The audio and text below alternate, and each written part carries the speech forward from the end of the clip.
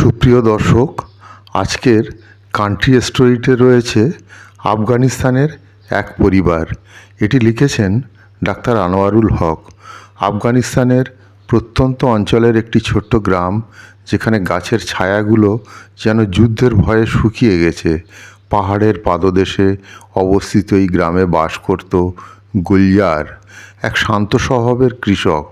তার জীবনের একমাত্র সুখ ছিল তার পরিবার, স্ত্রী লায়লা এবং তাদের ছোট্ট ৮ বছরের কন্যা মারিয়াম।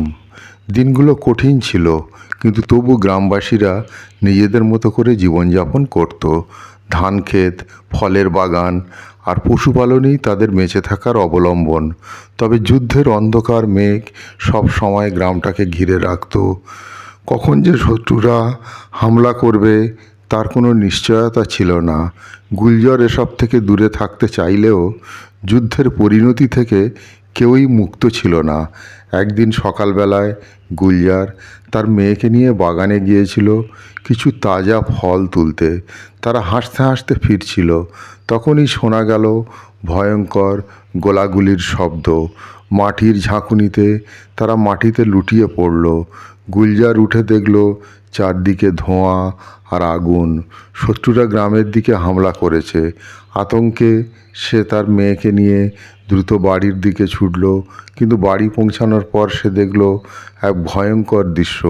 তার বাড়িটা ধ্বংসস্তূপে পরিণত হয়েছে।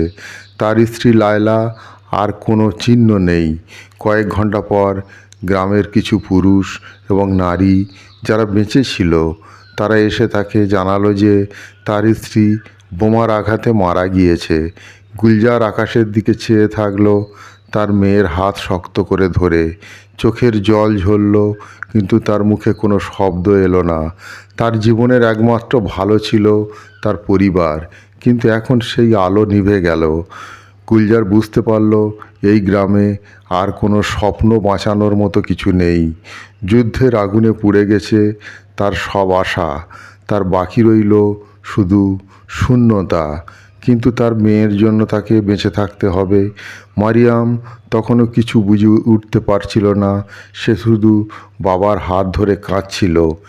একের পর এক দিন গুলজার সেই ধ্বংসস্তূপের মধ্যে জীবনের মানে খুঁজতে থাকলো। গ্রামটি আর আগের মতো নেই, কিন্তু সে তার মেয়েকে নিয়ে নূতন জীবনের স্বপ্ন দেখতে চাইল। সে জানতো এই স্বপ্ন পূরণের পথ কঠিন হবে, তবু তাকে সেই পথেই হাঁটতে হবে। যুদ্ধের ছায়ায় বাস করেও তার মেয়ের মুখের হাসি তাকে শক্তি দিত, নূতন করে বাঁচার আশা জাগাতো।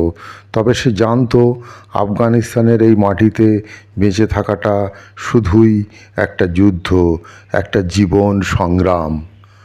সুপ্রিয় দর্শক, আজকের দেশের গল্পে আফগানিস্তানের এক পরিবারের এই গল্পটি যদি আপনাদের ভালো লেগে থাকে, এই চ্যানেলটিকে সাবস্ক্রাইব করতে পারেন এই রকম গল্প প্রতিদিন পাওয়ার জন্যে।